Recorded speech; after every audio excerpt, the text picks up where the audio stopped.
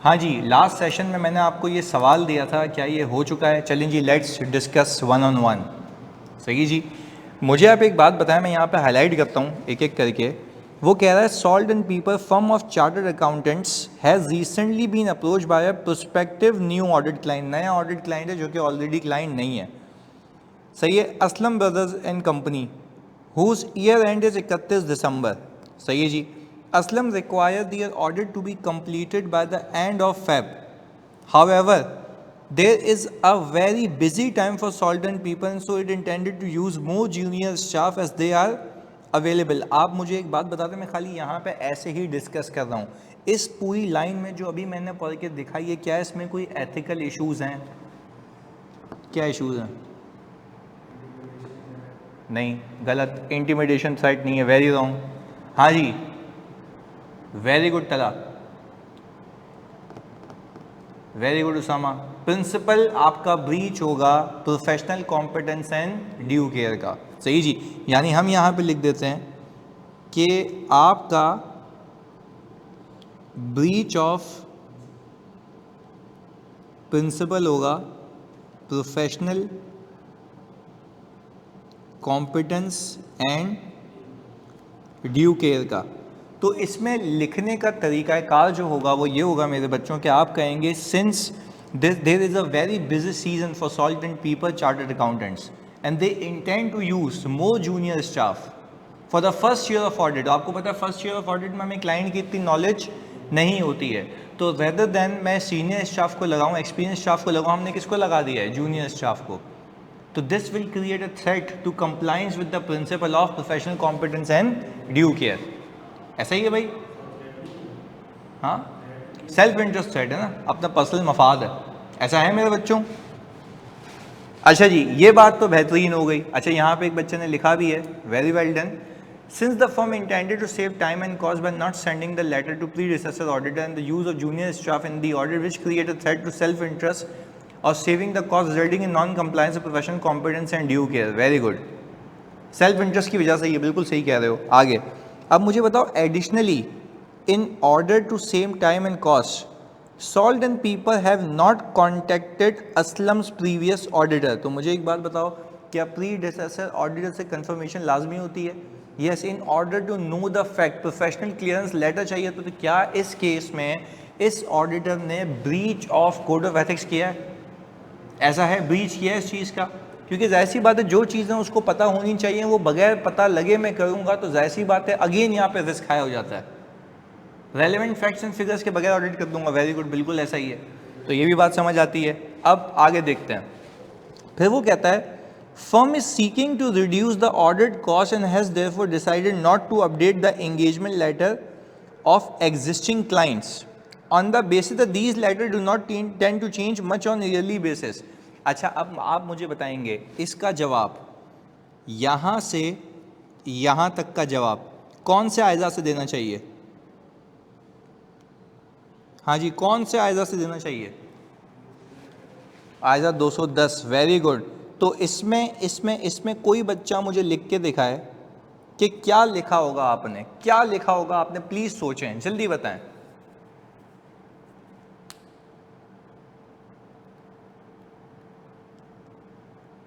नहीं, गलत गलत गलत। ये जो डॉट डॉट डॉट डॉट वाले जो भी बच्चा है उसने लिखा है गलत है। आपको इसको बना के लिखना चाहिए, बना के लिखना चाहिए। क्या बना के लिखेंगे? मैं बताऊं या बता दो? जल्दी बताओ। मैं बताऊं या बता दो? जल्दी बताओ। Should I discuss? जल्दी बताएं।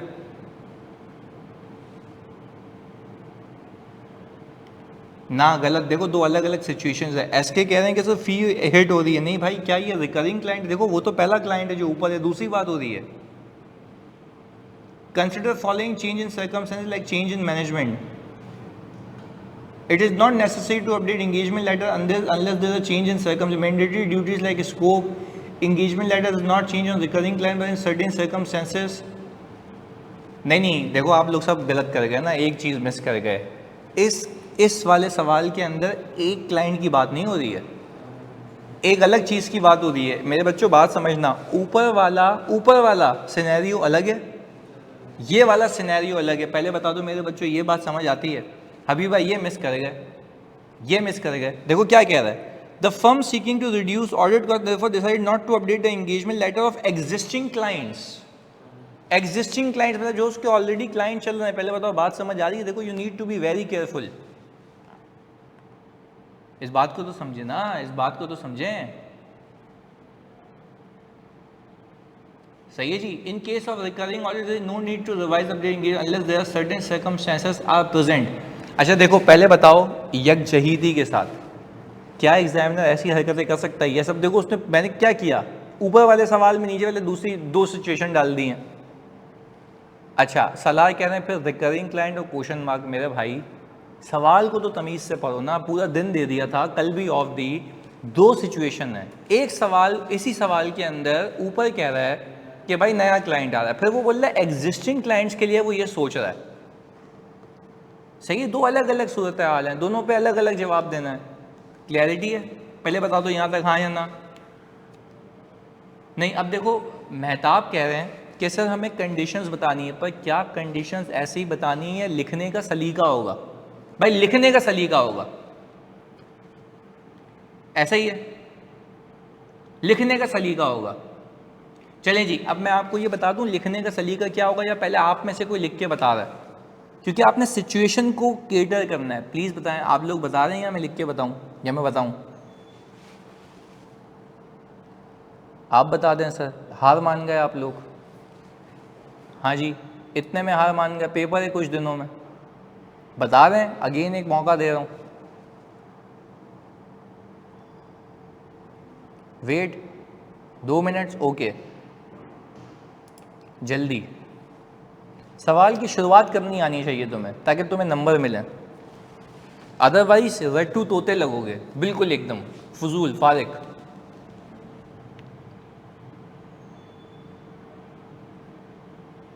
अभी ये बताना है कि ये जो आयजा 210 का एक चीज़ टेस्ट हुई है सवाल के अंदर, उसको लिखना कैसे है। हाँ जी,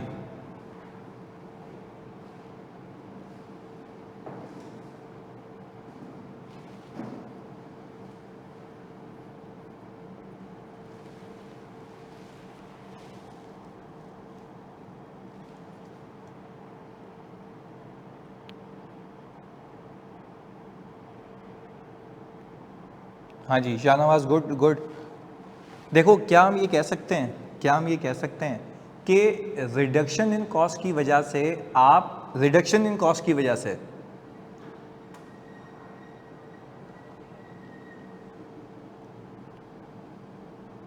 अच्छा Mehtab the firm is seeking to reduce the engagement of a recurring client but if the following circumstances are present. हाँ देखो ये लिखने का तरीका है, बस ये बात सही बोल दी। हमें ये लिखना है सवाल के अंदर, जो कि मैं बिल्कुल केयरफुली तुम्हारे लेवल पे आके सिखा रहा हूँ। आपको इस सवाल में ये लिखना है जवाब के अंदर कि भाई फर्म की जो एक पॉलिसी है कि वो कॉस्ट रिडक्शन की तरफ जा रहा है, जिसकी वजह से वो एंगेजमेंट लेटर को रिवाइज़ नहीं कर रहा। ये बेसिस नहीं होने चाहिए। एंगेजमेंट लेटर रिवाइज़ ना करना तब होना चाहिए जब कोई हालात वाक़यात चेंज ना हो। पहले बताओ ये बात समझ आ रही है? यानी आप इस पर तनकीद करेंगे, और तनकीद ये होगी कि firm seeking not to revise engagement letter just because of the fact that the firm want to save the cost. ऐसा ही है, जल्दी बताओ, ऐसा ही है, just because of the fact that firm want to reduce the cost, save the cost. But however firm has to make changes in the engagement letter if there are certain circumstances such as, फिर 2-3 example लिख देना। ऐसा है, ऐसा है, जल्दी बताओ। अगर कोई सर्टेन सर्कमस्टेंसेस होंगे तो हम ये चेंज कर, तो कहने का मतलब ये है कि डायरेक्ट सर्कमस्टेंसेस की बात नहीं लिखनी है, पहले आपने इस पर तनकीद करनी है कि एंगेजमेंट लेटर ना चेंज करना सिर्फ कॉस्ट रिड्यूस करने के लिए गलत है। आप बोलेंगे usually it is right that engagement terms change नहीं होते, but however if there are certain circumstances that may lead the engagement team to change the engagement letter, और वो सर्कमस्टेंसेस पे बताने। ऐसा ही है सर, दूसरी सिचुएशन में तो अपडेट होना चाहिए ना फीस वाली, क्योंकि कंटेंट में चेंज आ रहा है। नहीं, एंगेजमेंट लेटर की डेफिनेशन नहीं लिखता, गलत। अच्छा भाई मुस्तफ़ा कह रहे हैं firm did not change the engagement letter of existing client just for the reason of reduction in cost, this is not justified because change in circumstances might be considered. Very well drafted Mustafa, देखो क्या अच्छा लिखा है इसने। मुस्तफ़ा ने लिखा कि firm did not change the engagement letter of existing client just for the reason of the reduction in cost, this is not justified, क्योंकि ये सही बात नहीं है, ऐसा ही है, because change in circumstances may be considered, ऐसा ही है. तलाक अमल लिखते हैं engagement letter should be updated in presence of certain circumstances of recurring client and such decision should not be made on the basis of cost reduction. Very good तलाक अमल, very good, बिल्कुल अच्छा लिखा है इन्होंने. सौलिया लिखती हैं कि it is not appropriate not to update the engagement letter to reduce audit cost. Very good. Since the firm is reducing the cost due to not much change in terms, which is not appropriate fact because as per ISA, following circumstances may lead to auditor to change the engagement letter. Very good, बिल्कुल सही लिखा है. तो पहले बताओ एक तरीका समझ आया, जल्दी बताओ ऑनलाइन वालों, जल्दी बताओ एक तरीका कार समझ आया कि how to respond it. Very good. चले आगे. अब ये दूसरा सिनेरियो है, ये आगे. One of the salt and people existing client has propose that this year audit fee should be based on a percentage of final pre tax profit. इसमें कोई एथिकल इशू है? इसमें कोई एथिकल इशू है? हाँ जी, दिमाग खुला रखना है. सर कौन सा इशू है, अंग्रेजी में तो बताएं. अच्छा अब मुझे एक बात बताएं, मैं बता देता हूँ फातिमा. अच्छा अब मुझे आप एक बात बताएं सोच के, इसमें क्या हम ये लिख सकते हैं कि since the existing client has propose the basis of fee to be based on, किस पे बेस करने को बोल रहा है? Pre tax profit. This is a contingent fee, this is a contingent fee that is not allowed as per code of ethics. ऐसा ही है. दिस विल क्रिएट कौन सा थ्रेड? Self interest thread. ऐसा ही है भाई. एंड में लीड टू कॉम्प्रोमाइज. क्या कॉम्प्रोमाइज होगी इससे? क्या कॉम्प्रोमाइज होगी? ऑब्जेक्टिविटी. Very good. तो प्रिंसिपल ऑफ ऑब्जेक्टिविटी कॉम्प्रोमाइज होगा. ऐसा ही है. चलें ओके. सो क्या हम इसमें कोई सेफगार्ड बताएंगे या हम ये बोलेंगे कि इसमें आपको क्या करना चाहिए, कोर्स ऑफ एक्शन क्या होगा? हाँ जी, fee. Very good. Fee should be a lump sum fee और based on the work perform, यानी आर्ली बेसिस होने चाहिए. ऐसा ही है. वेरी गुड यार. चलें अच्छा अब आगे देखें. आगे क्या कहता है? Partners are very excited about this option as they believe it will increase the overall audit fee. तो उनकी खुशी क्या सही है गलत है? गलत है. ऐसा है बच्चों? गलत बात है. ओके, नाजायज़ है. चलें अब मुझे एक बात बताओ, डिस्कशन से आप लोगों ने कितने कितने पॉइंट्स पिक कर लिए थे? सारे हो गए थे? ये वाले 2 हो गए थे. एथिकल प्रिंसिपल्स कब लिखने हैं आंसर्स में? Integrity, professional behaviour. देखो आप अगर सिचुएशन उठाते हैं और आप दोनों चीज़ें अच्छे से लिख सकते हैं. जैसे एक बच्चे ने सवाल किया कि एथिकल प्रिंसिपल कब लिखने, थ्रेड कब लिखने, तो आप सिंपल रखें. अगर वादा नहीं हुआ तो एंगेजमेंट लेटर पर चलें, अब तो हो गया ना. अब आगे बात सुनिएगा फोकस के साथ.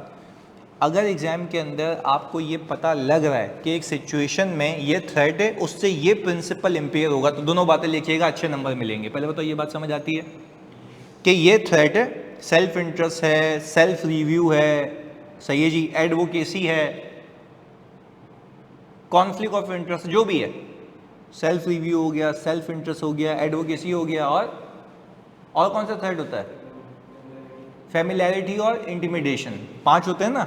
तो मुझे आप एक बात बताएं, ये सारे थ्रेड्स अगर आप लिखते हैं तो फिर ये भी बता सकते हैं कि इससे कौन सा प्रिंसिपल इम्पेयर होगा. और अगर आपको किस प्रिंसिपल पे हिट करना है वो थोड़ा सा मतलब लग रहा है कि ग्रे एरिया है, तो आप फिर वो होशियारी नहीं करना. आप बोलना बस इससे ये थ्रेड क्रिएट होता है, इसकी सिग्निफिकेंस इस पर डिपेंड करती है. बात समझ आती है? डन. एंगेजमेंट लेटर वाला एक एथिकल थ्रेड है. यार एथिकल थ्रेड तो नहीं हो सकता एंगेजमेंट लेटर वाला, बट यू कैन से कि भाई अपडेट होना चाहिए.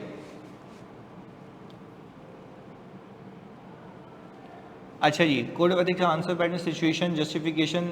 हाँ बिल्कुल यही है, बिल्कुल यही है, बिल्कुल यही है. चलें अब मैं आपको एक अच्छा सवाल देता हूँ. इधर मैं रीड करने लगा हूँ.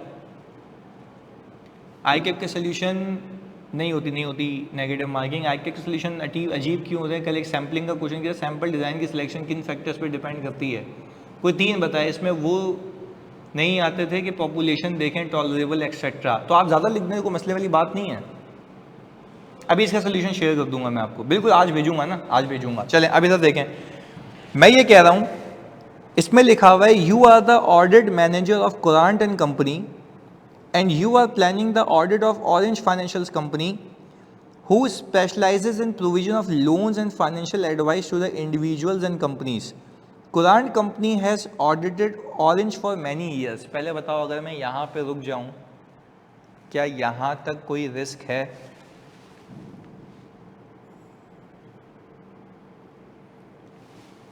वाह यार, क्या बात है। हाँ जी, कोई रिस्क है? नहीं है, बिल्कुल है, बच्चे ने बता भी दिया। लॉन्ग एसोसिएशन,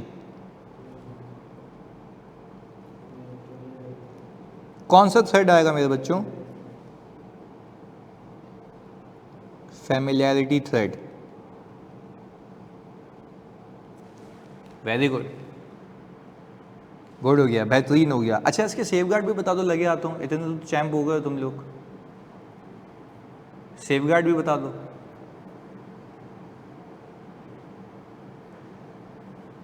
हाँ जी, ऑडिट टीम रोटेट कर लेंगे, चेंज टीम कर लेंगे, रिव्यूअर, वेरी गुड। अच्छा, अगर वेरी गुड, पार्टनर को भी रोटेट कर सकते हैं, बिल्कुल ऐसा ही है, QCR अपॉइंट कर लेंगे, वेरी गुड।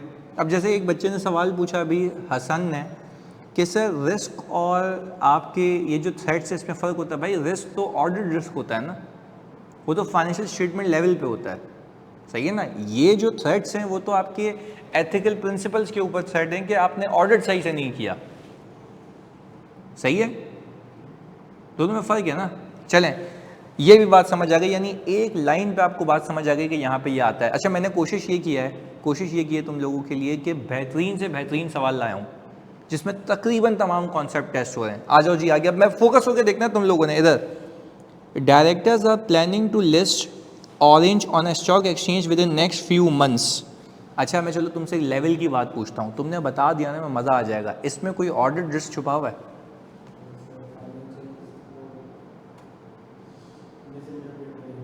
नहीं, फ्रॉड रिस्क, ये बता दिया भाई के बच्चों की निशानी है फ्रॉड रिस्क, बिल्कुल। फ्रॉडुलेंट फाइनेंशियल रिपोर्टिंग, तो देखो ये हर जगह छुपा हुआ है, तो ये हमने कह दिया सिर्फ समझने के लिए, आयजा 240, ऐसा ही है ना। तो there is a risk of fraudulent financial reporting, ऐसा ही है ना। फ्रॉडुलेंट फाइनेंशियल रिपोर्टिंग का यहाँ पे रिस्क बनता है। अच्छा, क्या ये फ्रॉड रिस्क फैक्टर है? अच्छा, इस पे क्या इंसेंटिव होगा, प्रेशर होगा, क्या होगा? Incentive, pressure, opportunity. Pressure, very good. और इंसेंटिव भी होगा, इंसेंटिव भी होगा ना, वेरी गुड यार, बेहतरीन। अच्छा, अब तुम लोग मुझे बताना, एक ही बात नहीं है ना भाई, क्या हो गया भाई, इंसेंटिव या प्रेशर एक ही बात है? हाँ जी, इंसेंटिव या प्रेशर एक ही बात है, ये बताओ। नो ना, अलग अलग है ना। इंसेंटिव कैसे, ज़रा बताते हैं आप लोग, सैयद मोहम्मद अली नकवी को बताते हैं। दो मिनट तक सवाल दूँगा। हाँ जी, बताते हैं। इंसेंटिव ऐसे कि जैसे जैसे ये जितनी अच्छी परफॉर्मेंस दिखाएंगे, उतनी फाइनेंशियल परफॉर्मेंस अच्छी होगी, उतनी EPS अच्छी होगी, उतनी शेयर प्राइस ऊपर जाएगी, ऐसे ही है। वेरी गुड, चलें आगे। अब मुझे बताएं आगे क्या कहता है, अब वो तुम लोग मुझे बताओगे। And have asked if the management, if the engagement partner can attend the meeting with the potential investors. ये बता दिया ना, मतलब मज़ा आ जाएगा, गेम हो जाएगी। फहद कह रहे हैं, शहीर कह रहे हैं, बाकी बच्चे भी कह रहे हैं, कुछ तो कह रहे हैं। हाँ जी, एडवोकेसी थ्रेड, वेरी गुड। क्योंकि वो कह रहा है कि भाई आप मेरे बिहाफ पे इन्वेस्टर से मीटिंग कर रहे हैं, तो आप तो कंपनी को बेचेंगे, वो क्या बेहतरीन कंपनी है, तो क्या कभी इसका ओपिनियन आप गलत दे पाएंगे? क्योंकि आपकी क्रेडिबिलिटी पे डाउट आ जाएगा। वेरी गुड, तो आपने कह दिया सर, यहाँ पे आ गया एडवोकेसी थ्रेड। सवाल कैसा है ना, एक एक लाइन पे एक एक मंजन है, सही है। आ जाओ जी आगे, वेरी गुड। चलें आगे आगे आगे। In addition, as the finance director of Orange Limited is likely to be quite busy with the listing, he has asked if Courant and Company can produce the financial statements for the current year. हाँ जी, self review thread, वाह भाई, सारे मसले एक ही company में।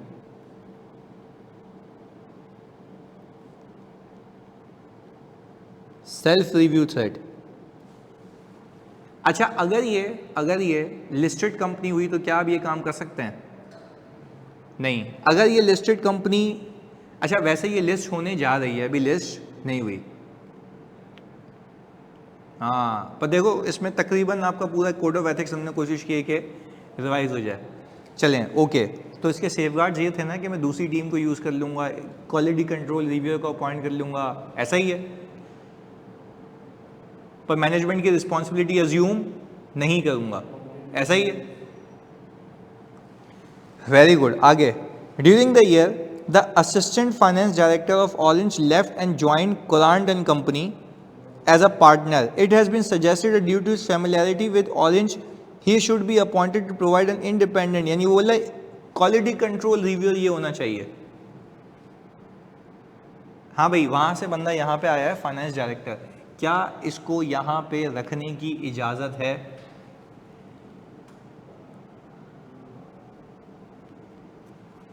Not allowed. Yes.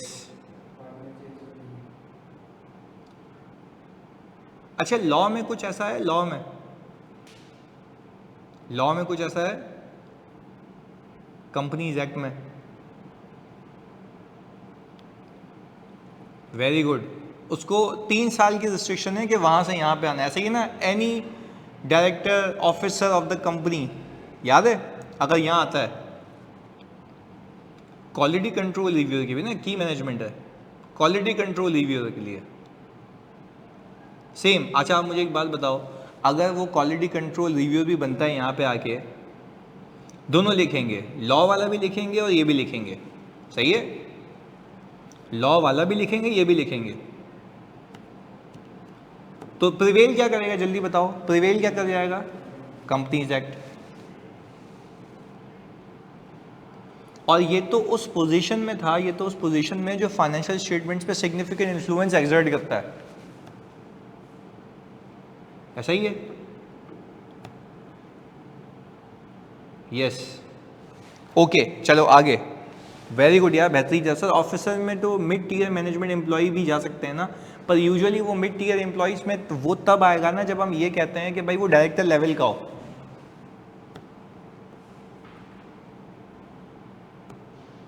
हाँ, अच्छा तुम लोग ये तो बताओ भाईजान, मॉक किस किसने दिया? हाँ जी, मॉक किस किसने दिया? मतलब तुम लोग इतने चीते बनते हो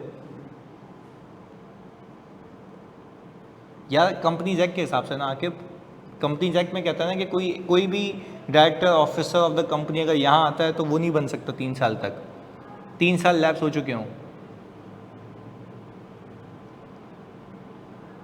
अच्छा, मैंने आप लोगों को एक और बात बताएं, मैंने आप लोगों को एक और वीडियो बना के भेजी थी ग्रुप के ऊपर। मैंने आपको एक चीज़ सिखाई थी कि आपने पास पेपर अटेम्प्ट वाइज सॉल्व करने हैं। अब सॉल्व करते जाओ, लिखते जाओ, जितना लिखोगे उतनी परफेक्शन आएगी। इट्स ऑल अबाउट राइटिंग,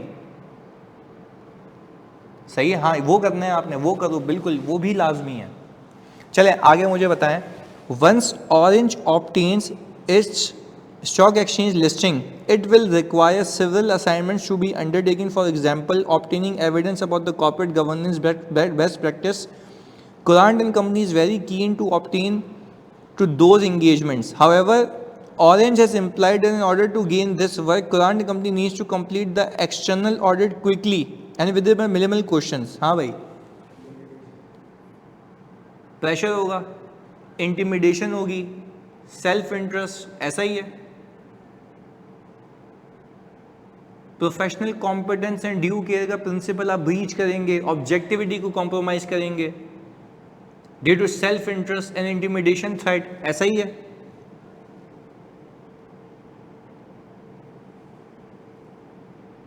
अच्छा देखो, वो क्या क्या आ रहा है सोलिया, हम तो ऑडिट करने जाते हैं ना, पर बाज़ औक़ात क्लाइंट्स हमसे कुछ और असाइनमेंट भी करवा दो, जैसे बेस्ट कॉर्पोरेट गवर्नेंस प्रैक्टिसेस। होता क्या है, वो हमसे सजेशन मांगता है कि भाई आप तो इतनी कंपनीज का ऑडिट करते हो, ये बताओ कि लिस्टेड कंपनी होने के बाद हमें गवर्नेंस कैसी रखनी चाहिए, कौन से कंट्रोल कहाँ लगाने चाहिए।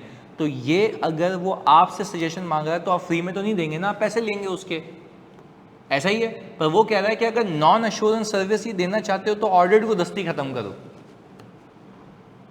ऐसा ही है। तो ये लॉजिक है इसके पीछे। खैर ये भी बात समझ आती है। तो मुझे आप एक बात बताएं, इसका मतलब ये है कि इससे जल्दी करोगे तो मिलेगा, बिल्कुल ऐसा है। तो क्या ये इंसेंटिव है हमारे लिए, सेल्फ इंटरेस्ट है, ऐसा ही है भाई।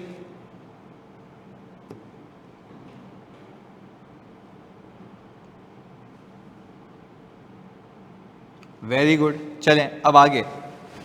The finance director has informed you, अब ये आखिरी चीज़ देख रहे हैं, the finance director has informed you that once the stock exchange listing has been completed he would like to engage team to attend the weekend away from a luxury hotel। हाँ भाई घुमाने लेके जा रहा है, गिफ्ट्स एंड हॉस्पिटैलिटी में आ जाएगा ये, सेल्फ इंटरेस्ट सेट हो गया। अच्छा क्या हम ये कह सकते हैं कि ये क्लियरली इसका बिजनेस नहीं है और ये ट्रिवियल भी नहीं है, लग्जरी होटल में लेके जा रहा है, तो क्या ये गिफ्ट एक्सेप्ट करना अलाउड है? अच्छा यहाँ पे इफ सिग्निफिकेंट लिखेंगे या बोलेंगे this is a significant thing, this is a significant thing, not allowed. तो आप इसको लिखने का तरीका ये होगा ना, since the finance director has inform that they are going to take the engagement team to attend a week away at a luxury hotel, this threat is considered to be significant because it is not of immaterial nature and the auditor should not accept this kind of offers from the management। ऐसा ही है, objectivity भी empire होगी, ऐसा ही है। अजय बोल रहे थैंक यू के तौर पे आपको घुमाने लेके जाएगा, पता नहीं क्यों कहाँ लेके जाएगा इधर। In addition he has offered a senior member of the engagement team a short term loan at a significantly reduced interest rate। हाँ जी, अच्छा पहले तो ये बात बताओ, ये लोन देना तो इस कंपनी का काम है, काम तो है ना, लोन देना काम नहीं है, पर क्या ये transaction in the ordinary course of business है? नहीं sir, outside the normal course of business है, आर्म्स लेंथ बेसिस पे नहीं है। तो अगर ये नहीं है तो क्या हम ये कह सकते हैं कि this will create a self interest set? क्या इस केस में इस सीनियर को इस टीम से निकाल सकते हैं? उसके काम को जितना कर लिया उसका रिव्यू कर सकते हैं? यस और हम उसको बोल सकते हैं कि आप रिटन में लिखो उसको कि मैं ये रिक्वेस्ट ऑफर एक्सेप्ट नहीं करता। बात क्लियर है बच्चों? अच्छा नहीं, वैसे मैंने इंटिमिडेशन साइड भी तो आएगा, बिल्कुल आएगा, वो आपको धमकी देगा उसको कि भाई अगर तू काम नहीं करेगा तो मैं नहीं करूँगा ये ऑफर, ऐसा ही है। यस बिल्कुल ऐसा ही है। अच्छा तो पहले बताओ सवाल कैसा मजे का था? तकरीबन चीज़ें थी इसके अंदर। अच्छा अहमद हसन कह रहे हैं सर चेकिंग में डिफ़िकल्टी होती है अपने आंसर में सॉल्विंग ईयरली पास पेपर्स को, सोल्यूशन देखो इसका सोल्यूशन ये होता है कि जब आप, हाँ ये सॉल्व ज़रूर कीजिएगा, इसका सोल्यूशन भी मैं भेजूंगा। देखें जैसे अहमद ने कहा यहाँ पे, अभी मैं कराची में हूँ, बिल्कुल अभी मैं कराची आ गया हूँ। अच्छा भाई सर चेकिंग में डिफ़िकल्टी होती है अपने आंसर्स में, देखो भाई जब भी तुम कोई सवाल करो ना तो तुम अपने लाइन बाय लाइन आइटम के मतलब चेक करो। यानी फॉर एग्जांपल अगर तुमने 4 बातें लिखी हैं ना तो क्या वही 4 बातें अलग अंग्रेजी में वहाँ लिखी हुई नहीं लिखी हुई, बस ये तुम्हारा टास्क होना चाहिए, एग्जैक्ट इंग्लिश नहीं मीट होनी चाहिए। सही है?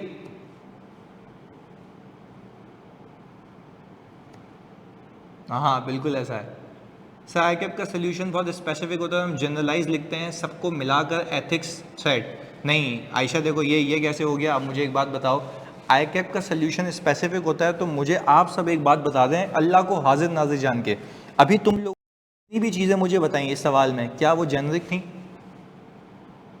सिर्फ एक बात बताओ, अभी आप लोगों ने जितने भी थ्रेड्स बताए क्या वो जेनरिक थी? बिल्कुल जेनरिक नहीं थी। Then why how we can say कि वी आर राइटिंग जेनरिक? हम बहुत स्पेसिफिक लिखते हैं, स्पेसिफिक लिखते हैं, ये स्पेसिफिक ही होता है, वो भी करा देंगे। पर्टिनेंट टू सिनेरियो है ना, हम जेनरिक कभी भी नहीं लिखते हैं। सही है? हाँ एक बात आप देखो, ये अच्छा सवाल किया सर, जनरलाइज मतलब हम ज़्यादा लिखते हैं, तो मुझे एक बात बताओ ज़्यादा लिख रहे हैं रेलेवेंट लिखना सही बात है? ज़्यादा लिखना है, रेलेवेंट लिखना, सही बात है, जल्दी बताओ हाँ या नहीं में जवाब दो सब।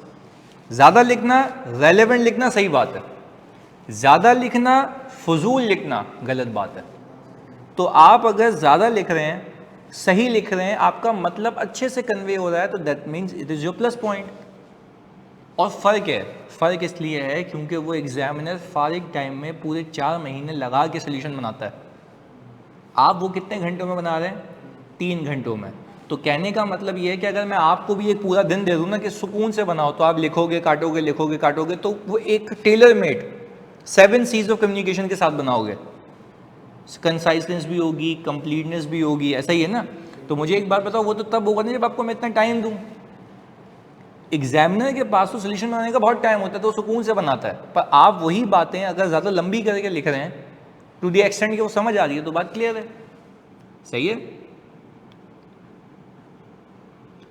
अच्छा, अब एक चीज़, जैसे सौलिया ने एक सवाल किया, ये अच्छी बात है, सारे तुम पूछ रहे हो ना, I am very concern about audit. Sir pass paper solve करने में कोई सवाल नहीं आ रहा तो उस आंसर एक बार देख के रीड्राफ्ट करना ठीक है, या वो स्पेसिफिक दोबारा करें, रिवाइज करें। देखो फिर सुनो, मैं आपसे एक रिक्वेस्ट करूँगा, जब आप लोग अटैम्प्ट वाइज पास पेपर सॉल्व करेंगे ना, जो मैंने कहा है, आप पूरी अटैम्प्ट सॉल्व करें और फिर एक एक करके अपने सोल्यूशन को मैच करें और फिर काटें, उसको रेड हाईलाइट करें, ताकि आप कभी भूलो नहीं।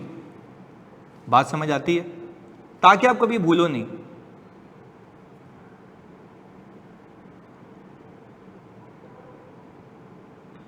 अच्छा, शाद अहमद कह रहे थे CMA की तरह हिडन मार्क्स होती हैं ऑडिट में। यार मतलब I don't believe in hidden marks concept, ये मुझे नहीं समझ आती बात। हिडन मार्क्स क्या होता है, छुपा हुआ क्या होता है पेपर में, सब खुला है, सही है। सर मेरी लेक्चर्स बहुत पेंडिंग है, तो अभी कंप्लीट किए हैं, इतनी प्रैक्टिस नहीं है मेरी, बस सिचुएशन समझ आती है। तो आपके लिए सबसे बेहतरीन तरीका ये है कि 19 से लेके अभी 23 तक के, 24 तक के पास पेपर कर लो, सही है। सर जो लिखे होते हैं ना वो नहीं आ पाते, हिडन कहाँ आएंगे, बिल्कुल ऐसा ही है। सर खुद चेक करने में अराउंड कितने मार्क्स होने चाहिए? देखो भाई, खुद चेक करने में कितने मार्क्स की बात नहीं है, खुद चेक करें आप, पर वो ऑनेस्टी से चेक करें, दैट्स इट। ऐसे नहीं कि सही, अच्छा मैंने ऐसे भी बच्चे देखे हैं, एक बच्चा आया चेक कराने मेरे पास ना, बोले सर मैंने ये लिखा पर इसमें फिर भी मैं काट रहा हूँ, अपने आप को 5 नंबर दे रहा हूँ। मैंने कहा भाई क्या काहे की मस्ती है, क्यों अपने आप को 5 नंबर दे रहा है, जब पूरे 8 नंबर आए तो पूरे लो भाई। ये क्या मस्ती है कि मैं अपने आप को जानबूझ के 5 दे रहा हूँ, मतलब ये कोई तुक नहीं बनती ना। अच्छा 2019 से लेके आपने 2024 तक पास पेपर करना है, सही है। अच्छा देखो, अब हसान नबील कह रहे हैं क्रैमिंग की टेंशन हो रही है। सर क्रैम क्या करें? चलो तुम एक बात बताओ जल्दी से, सारे सिनेरियोस टैकल हो रहे हैं ना अच्छे से, सही ना। क्रैमिंग की टेंशन है ना, क्रैमिंग की टेंशन है ना। तो पहली बात तो ये है कि आपका 80% पेपर प्रैक्टिकल आना है, सही है। और वो क्रैमिंग भी जो है ना, वो वर्ड टू वर्ड नहीं होनी चाहिए, वो आपको कॉन्सेप्ट होना चाहिए, लिख लोगे अपनी ज़बान में, लिख लोगे अपनी ज़बान में, उसकी टेंशन नहीं लेना। डेफिनेशंस नहीं आती हैं, सच बहुत रेयर है यार, वो इस ज़माने में नहीं पूछेगा डेफिनेशन। हाँ आपने याद होना, मतलब याद होना चाहिए। क्लाइंट ने अगर जल्दी ऑडिट खत्म करने को कहा है तो this is self interest set और सेट टू ऑब्जेक्टिविटी। नहीं देखो भाई, जल्दी बताओ तुम लोग, अगर क्लाइंट ने जल्दी ऑडिट खत्म करने को कहा है तो ये कौन सा थ्रेट है? एक तो इंटिमिडेशन थ्रेट है, सही है, दूसरा सेल्फ इंटरेस्ट थ्रेट है, क्योंकि किसी मकसद की वजह से आप खत्म करेंगे, ऐसा ही है, ये 2 थ्रेट्स हैं। अच्छा इसके वो सेफगार्ड भी पूछनी थी, सेफगार्ड बता दो भाई, इसका सेफगार्ड क्या है? आप मैनेजमेंट से डिस्कस करेंगे और रियलिस्टिक डेडलाइन सेट करेंगे। नहीं, और दोस्त शाविद गवर्नेंस को बताने से पहले आप अपनी एक्सपीरियंस रिसोर्स लगा देंगे, क्योंकि जो काम याद है मैंने सिखाया था कि जो काम जूनियर 2 दिन में करेगा वो हमारा सीनियर 1 दिन में कर लेगा। अच्छा हसान नबील कह रहे हैं सर रेफरल फ़ी को थोड़ा सा एक्सप्लेन कर लें, रेफरल फ़ी क्या होती है? अच्छा पहली तो वो तुम्हारे कोर्स का पार्ट नहीं है, ओके उस पर भी आयशा बात कर लेते हैं एक एक करके। चलो आ जाओ, रेफरल फ़ी क्या होती है ज़रा इस पर बात कर लेते हैं।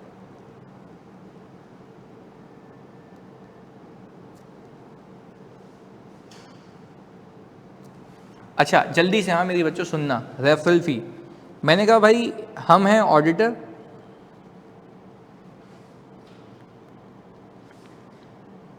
ये ऑडिटर भाई है, सही जी, ये हमारा क्लाइंट है, सही है जी। हमने कहा ये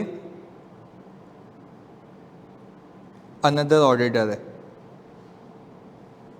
एक तो पहला केस ये है। अच्छा भैया प्लीज़ सुनिएगा, इसी तरह में समझ आ रहा था ना, गुड है, वो भी करा दूंगा, वो भी करा दूंगा।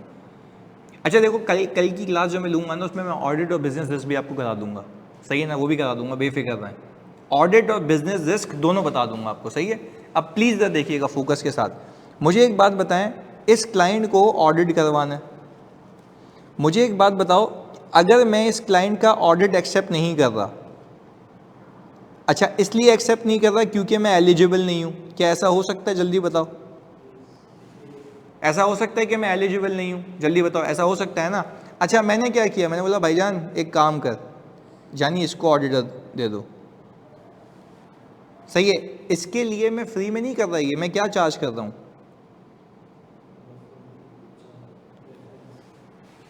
रेफरेंस दे रहा हूँ, रेफरल फी चार्ज कर रहा हूँ। अच्छा मुझे बताओ, जब मैं रेफरल फी चार्ज करूंगा तो क्या मैं इंडिपेंडेंटली इस अनदर ऑडिटर को बताऊंगा? लेट से मेरी इससे लॉन्ग एसोसिएशन हो गई है, मेरी इस क्लाइंट से लॉन्ग एसोसिएशन हो गई है, तो मुझे तो इसको सब पता होगा ना, मुझे ऑडिट खत्म करना है क्योंकि दूसरा कोई पार्टनर भी नहीं है व्हाटसोएवर की, मैं इसको रेफर कर रहा हूँ। क्या ये सेल्फ इंटरेस्ट के जुमरे में आएगा? हाँ जी जल्दी बताओ, क्या ये सेल्फ इंटरेस्ट के जुमरे में आएगा? बिल्कुल आएगा। तो सेल्फ इंटरेस्ट के जुमरे में इसलिए आएगा ना क्योंकि मैं उसको रेफर करता हूँ, बोलूँ भाई बड़ा बेहतरीन क्लाइंट है, तुम ऑडिट कर लो, जबकि इसमें अगर कोई मसले होंगे तो मैं बताऊंगा ही नहीं। तो बोल रहा आपने रेफरल फी नहीं लेनी है, आपने रेफरल फी नहीं लेनी है। एडवोकेसी, बिल्कुल सही कह रहे हो, इसमें क्या आता है? एडवोकेसी और सेल्फ इंटरेस्ट दोनों है। यस कि लैक ऑफ कॉम्पिटेंस की वजह से आप बोल रहे हो कि भाई इसको दे दें, वेरी गुड, बिल्कुल सही जवाब, वेरी गुड।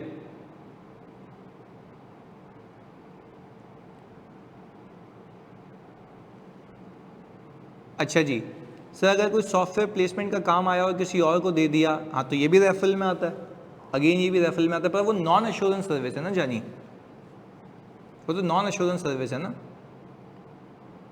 वो भी दे देता हूँ मैं। अच्छा अब दो चीज़ें देखो प्लीज़ सुनिएगा, जब मैंने एक ऑडिटर ने दूसरे ऑडिटर को काम दिया ना, तो इसको जो फ़ी मिलेगी ना, प्लीज़ सुनना, इसको जो फ़ी मिलेगी ना, अनदर ऑडिटर उसको फ़ी का हिस्सा दे देगा, ऐसा ही है। अनदर ऑडिटर को क्या करेगा? फ़ी का हिस्सा दे देगा। अब इसमें होता क्या है, इसमें होता क्या है, देखो क्लाइंट तो बोलेगा ना भाई मैं तुझे क्यों दूँ, तुम जानो और वो जाने। जब ये बिज़नेस चला रहे होते हो ना, आपके अनदर ऑडिटर को बोलते हो कि भाई एक काम कर, तेरे को मैं बिज़नेस लगा के दे रहा हूँ और तू मुझे पैसे दे देना, तो इसमें रिस्क ये अराइज होता है कि आप अपने आप को एक ऐसी चीज़ के साथ एसोसिएट कर रहे हो जिसका आप जानते भी नहीं हो। आपको याद है प्रिंसिपल पहला वाला, कौन सा प्रिंसिपल? इंटेग्रिटी का, ऐसा ही ना, इंटेग्रिटी का प्रिंसिपल। तो इंटेग्रिटी के प्रिंसिपल को आप रीच कर रहे हैं, क्योंकि आप वो क्या कहता है, आपको अपने आप को किसी ऐसी चीज़ के साथ एसोसिएट नहीं करें जो कि फॉल्स और मिसलीडिंग हो और रेकलेसली हो या बगैर जानबूझ के आपने किया हो। तो वो कह रहा है भाई ऐसे नहीं करना। तो जाहिर सी बात है, अगर आप रेफरल बेसिस पे काम करेंगे तो आप पता है क्या कर रहे होंगे, क्लाइंट का बैकग्राउंड चेक किए बगैर लोगों को रेफर कर रहे होंगे। तो क्या आपकी ऑब्जेक्टिविटी इंपेयर हो रही है इस काम में? जल्दी बताओ, हो रही है ना? जल्दी बताओ, हो रही है नहीं हो रही? खुद तो कर नहीं रहे, दूसरों को फंसा रहे हो, ऐसा ही है। Order can not perform non assurance service and assurance service family because breach of, नहीं ऐसे ये जेनरिक नहीं लिखो ना, स्पेसिफिक लिखो ना। देखो इसमें सिंपल सी बात है ना, अगर मेरे पास काम आया जा रहा है, मैं किसी को टिकाया जा रहा हूँ, मेरे पास काम आया जा रहा है, मैं किसी को टिकाया जा रहा हूँ, तो मुझे बताओ क्या मैं इंटेग्रिटी से काम कर रहा हूँ? क्या मैं इंटेग्रिटी से काम कर रहा हूँ? नहीं सर, मैं इंटेग्रिटी से काम नहीं कर रहा। रीज़न, इंटेग्रिटी से काम करता तो पहले छानबीन करता कि क्लाइंट सही। अच्छा ऐसे तो मुझे बात बताओ, एक रिस्की क्लाइंट है जिसके पीछे जरदारी छुपा हुआ है, तुम बताओ मुझे, एक रिस्की क्लाइंट है जिसके पीछे जो लैग बनती है, जो अल्टीमेट इन्वेस्टमेंट है जरदारी की है, क्या मैं कभी भी दूसरे ऑडिटर को बताऊंगा मेरे तो पैसा फंसे हुए हैं, सारा रिस्क उसका, वो जाने और वो जाने, हम तो पैसे लेके स्टार्ट हो जाएंगे। तो इसलिए रेफरल का काम करना मना है, ऐसा ही है। पहले तो बात समझ आती है? अच्छा आप दुआ कह रही हैं, प्लीज सुनिएगा, दुआ कह रही हैं कि सर अच्छा इसमें कौन सा थ्रेड होगा? सेल्फ इंटरेस्ट थ्रेड है, ऐसा ही है। हाँ, और प्रोफेशनल बिहेवियर को भी डैमेज करेगा ये, क्योंकि आपने कोई ऐसी हरकत नहीं करनी है जो कि आपके प्रोफेशन को डिस्क्रेडिट करे, ऐसा ही है। वेरी गुड हसन, पहले बताओ ऐसा ही है, जल्दी से बताओ सारे बच्चों जल्दी से। अच्छा, अब अगर फॉर एग्जांपल मैंने इसको चिपका दिया, अब अनदर ऑडिटर जब उसकी बैकग्राउंड इन्वेस्टिगेशन करेगा वो उसका मसला है, पर मैं तो पैसे लेके शार्ट हो गया ना। हाँ, यहाँ पे एथिकल प्रिंसिपल्स मुझ पे अप्लाई हर वक्त हो रहे हैं, हर वक्त हो रहे हैं। ये एग्जामिनेबल नहीं है, ये एग्जामिनेबल नहीं है भैया, ये एग्जामिनेबल नहीं है, और हो जाए तो ये बता दिया। पर अगेन तुम्हें कॉन्सेप्चुअल फ्रेमवर्क क्लियर रखना है, ये कॉन्सेप्चुअल फ्रेमवर्क तुम्हें क्लियर रखना है। अगेन देखो, कोई लिमिट नहीं है ना सोचने की, कोई लिमिट नहीं है सोचने की। कहने का मकसद क्या तुम लोगों को बच्चों, ये ऑडिटर है, इस ऑडिटर को चाहे इसने ऑडिट एक्सेप्ट करने से पहले बाद में हर वक्त एथिकल रहना है। सर लिस्टेड कंपनी को हम ऑडिट का अलावा कोई सर्विस नहीं दे सकते, किसने कह दिया नहीं कर सकते भाई? दोनों चीजें साथ में नहीं कर सकते ना, ये बोला है मैंने, सही है। अच्छा पहले बताओ, ये रेफरल फी का कॉन्सेप्ट समझ आता है जल्दी से सारे बच्चों? ये रेफरल फी का कॉन्सेप्ट समझ आता है? चलें, गुड हो गया। अच्छा भाई, अब अगर लोन क्लाइंट फर्म से ले रहा है, एक सवाल है सर, अगर लोन अगर क्लाइंट फर्म से ले रहा है तो अगर क्लाइंट के लिए वो मटेरियल है तो फर्म के लिए कैसे थ्रेड होगा? भाई पहले तो ये सिचुएशन बड़ी ऑकवर्ड है।